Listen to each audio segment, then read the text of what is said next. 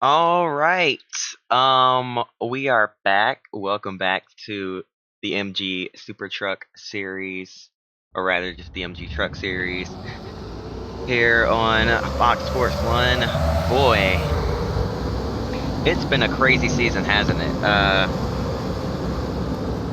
Storyline wise, I guess you could say, teams were fighting for the series to come to a pause after the stock market crash of 2008. And so we've had a few pauses here and there throughout the season for teams to get themselves together, but ultimately we are going to finish out this season. The real reason is I've been away. Finished my first year of college at Belmont Abbey College. Of course, a motorsports major. So yeah, that's where my focus has been. I didn't bring my computer or anything to the school, not my gaming computer anyway, and just wanted to focus on school and be able to focus on this when I'm at home. And looks like I have some graphic updates to make. I'm not sure what's going on here. Maybe I messed something up and forgot about it last time I was on here. But it is what it is. So yeah, we're gonna finish out the season. And oh, iRacing is updating in the background. Sorry about that. We're coming to the green flag though. So Brian Scott is our pole sitter. He's gonna bring us to the green. We are racing with a 25 of Terry Cook to his outside. There's James Busher in the 10 truck. I'm gonna have to memorize who's driving what. Don't have to memorize who's in that five. Oh my goodness, I can't speak English already. Don't have to memorize who's in the 5 truck. That's obviously Mike Skinner. Ian Slager in the 86. And a bit of an elephant in the room, Jeremiah Cook, once beloved, Papyrus Racing / Mac Motorsports driver, as they are 4 wide off turn number 4, and they're going to start wrecking right here. So never mind the story I was about to tell. As Ian Slager and many others are involved. His teammates Joey Clanton and Val Wolf spinning through the grass there. All 3 Mac Motorsports trucks taken out in this, and a bunch more. Cautions out for the first time today. As I was getting ready to say, once beloved driver Jeremiah Cook has found himself in some hot water through over the break, and Mac Papyrus Racing / Mac Motorsports, they have both decided um, he'll be able to run out his contract, to the end of the season. However, he will be indefinitely suspended until more details are available uh, from the team, as well as the series after the season concludes. Why is that? Why is he not immediately suspended?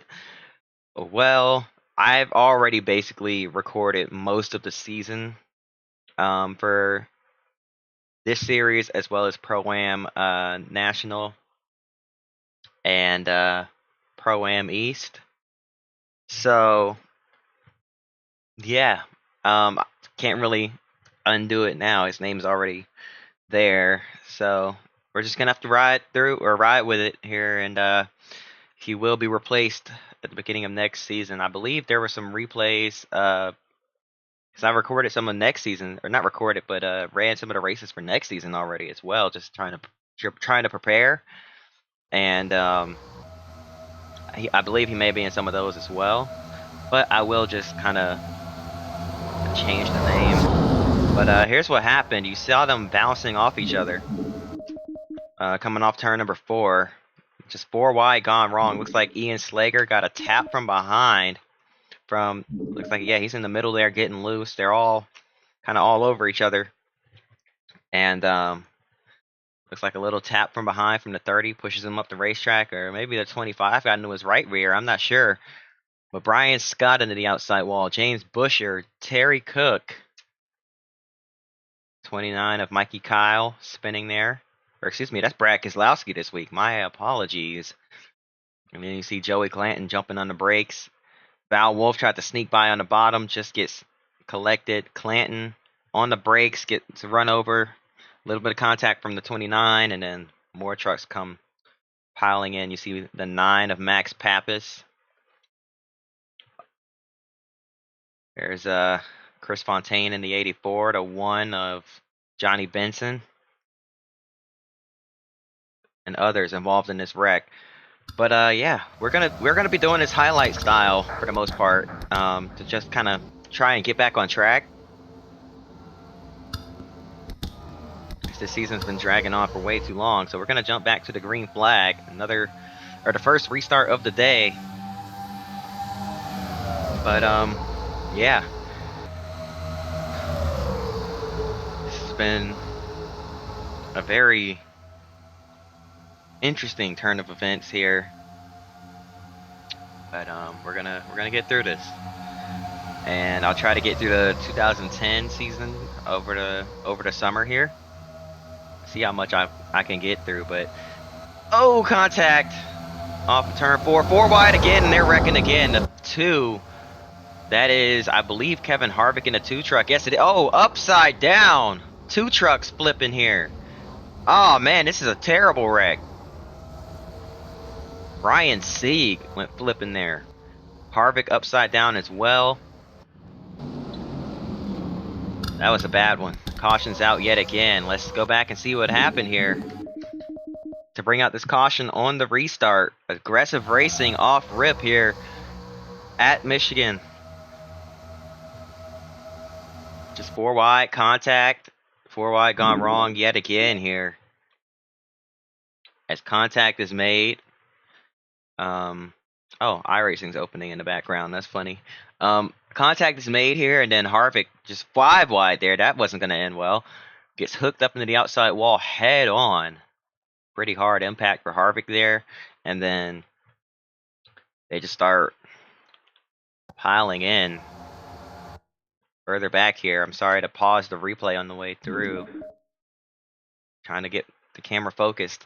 Oh man, that was a big hit for Austin Dillon, and then look at the 13. That wasn't Harvick upside down. I'm sorry, that was Johnny Sauter in the 13 truck flipping, and oh man, Ryan Sieg got hit in the tailgate while he was flipping there.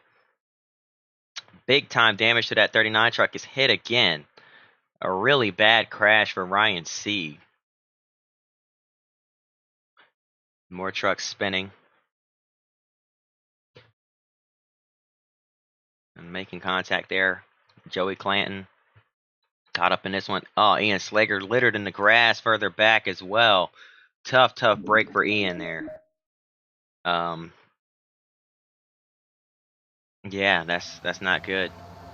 Just trying to pass his teammate on the inside. Sees smoke, starts checking up, gets low, and then that impact is what launched that 39 truck up into the air and over.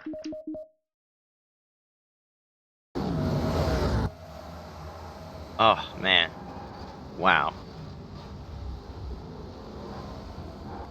Luckily, these trucks weren't going quite as fast as I thought when they hit Ryan Sieg, but that's still a vicious wreck.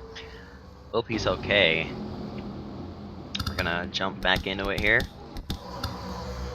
Luckily, we don't do injuries. I don't do injuries in the lower divisions, because that would just be chaos. Yeah. Oh boy, they're trying to wreck already. Very aggressive racing here from Michigan. And I'm not sure why the frames are dropping like that. I think I just have too much stuff going on in the background. 1 truck's down on the apron. Mike Skinner, not sure how he made that work. He got some grip down there. They're wrecking again off turn 4. 1 truck hard in the outside wall. He's going to keep it straight, actually. That's Jason White in a 23 truck. We're going to complete a lap under green, finally, as they're 4 wide for the lead down the front stretch and into turn 1. Down into turn 1, that's Norm Benning taking the lead. That tells you what kind of race this has been. Benning out in front, as most of the competitive trucks have been torn up. Draft a heavy factor in this race as well, but Benning seems to just have a really strong truck as well, because look, he's got Mike Skinner to his inside, Taylor Malsum in the 81 further down. The 2 Randy Moss trucks on his inside for the lead. They're 3 wide coming out of turn number 4. To the stripe, it's going to be Mike Skinner leading this lap. A push from TJ Bell in the 11. Bell now moves down to the inside. They're going to be 3 wide for the lead yet again as Skinner clears the 57 on his outside. He's going to move up, block that lane, and trouble. Hard crash. Timothy Peters is upside. Oh no!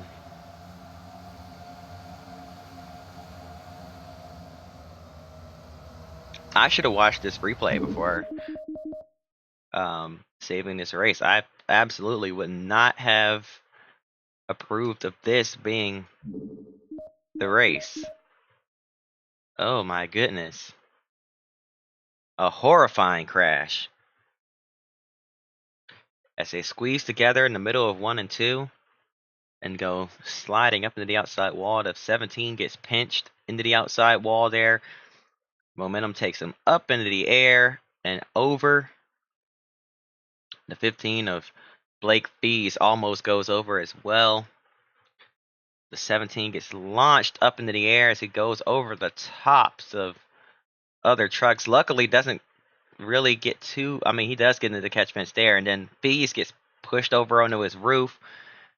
The rear end of that 17 truck up into the fence. He rolls back down the racetrack. Almost tips the 24 over. I think he does go over. And then right into the path of Rick Crawford. My goodness. Way up into the air. A terrible wreck here. Look at that truck. All the way up in the air. And comes down hard. Luckily, as I said, especially for this season, injuries are not a thing in the lower divisions. Yeah, that's why. We're just kind of trying to run through it here, so green flag back in the air. We're gonna jump a few laps into this run. TJ Bell, Taylor Mawson side by side for the lead. Down into 1 and 2 yet again. Not many trucks left in this race. Matt Crafton up into the mix. He's gonna get up behind the 7. Who's in the 7? That's Frank Daney Jr. in the 7 truck.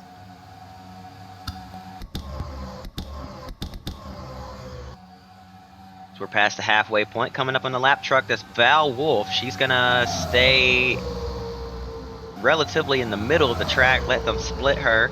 That could have been really bad, but they made it through. Alright, we have another caution. Let's see what it's for. Give me 1 second. As Tim Brown is in the lead. Is that Tim Brown in the lead, or is he... No, Tim Brown's leading. What's the caution for here? Uh-oh, bouncing off each other yet again. We've seen this time and time again today. In contact, around they go. This time further down the front stretch. TJ Bell gets turned sideways. The 48 of Mike Wallace with him. But luckily, Bell's going to keep it rolling without too much contact. As the field takes the caution flag and they're able to avoid him. So, not as bad as it could have been for Bell. He's going to have a steep hill to climb. Not really. Just needs to get past some of the slower trucks that might be in front of him here. But, I mean, there's not many trucks left in this field. And he's one of the only competitive ones here. So, he'll be fine. As the green flag waves yet again, it'll be 10 laps to go this time by as we jump to that mark. 10 to go. Tim Brown, Jason White, Frank Daney Jr., a bunch of underdogs racing for the win here. As the 47 of Chris Lawson's up in the mix as well. Side by side off of turn number 2. Few frame drops here.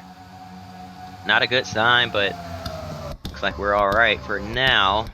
As Matt Crafton looks to jump to the lead, we have 5 laps to go now. Still a really big pack, and coming up on the 97 yet again. She's going to go back to the middle this time. It's going to run her line. Probably should just get out the way, but that's, I guess, I mean, there's not really a way you can, anywhere you can run at a track like this. So many lanes being used, everybody making their way by safely.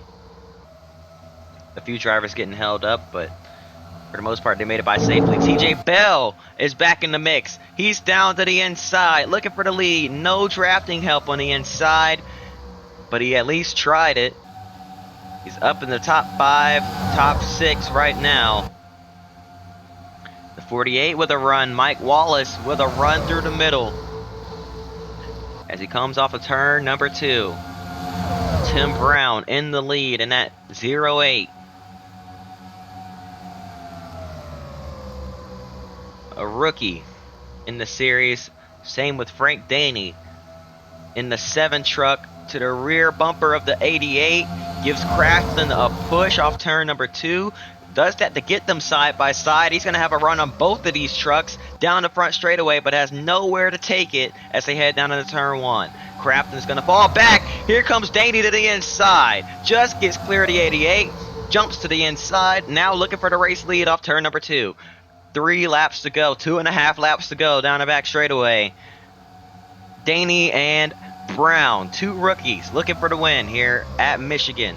Big push from behind. Jason White looking for another win this season. The 48 as well into the mix. A bunch of drivers, underdog drivers, looking for their first or second wins here. Mike Wallace pushing the 08 back out in front. 4 wide behind him.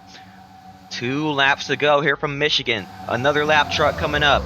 These trucks are all over the place. Who is going to be affected? Which lane is going to be affected? 3 wide yet again for the lead. TJ Bell in that Red Horse Racing truck to the inside. 3 wide down the back straightaway for the lead yet again. Bell, can he clear the 7? Not quite, but he does get ahead down in the turns 3 and 4. Side by side for the lead off 4.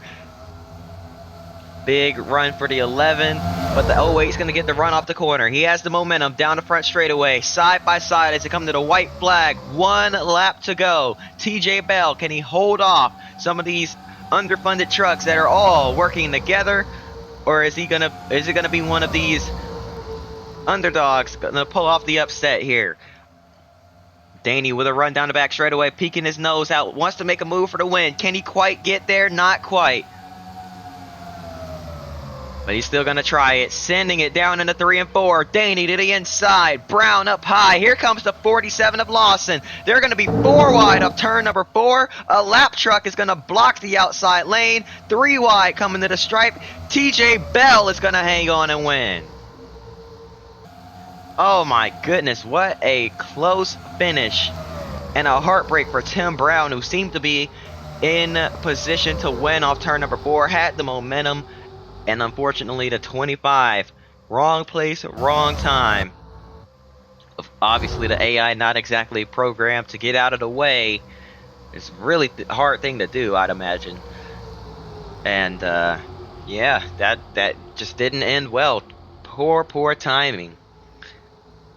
Just terrible timing, terrible luck for the 08 of Tim Brown, but nothing to hang his head about. Still a run he should be proud of today. Nearly had this race won, but definitely made his name known here in Michigan. That's going to do it. Hope y'all enjoyed. If you did, hit the like button and subscribe. I hope to see y'all next time, and until then,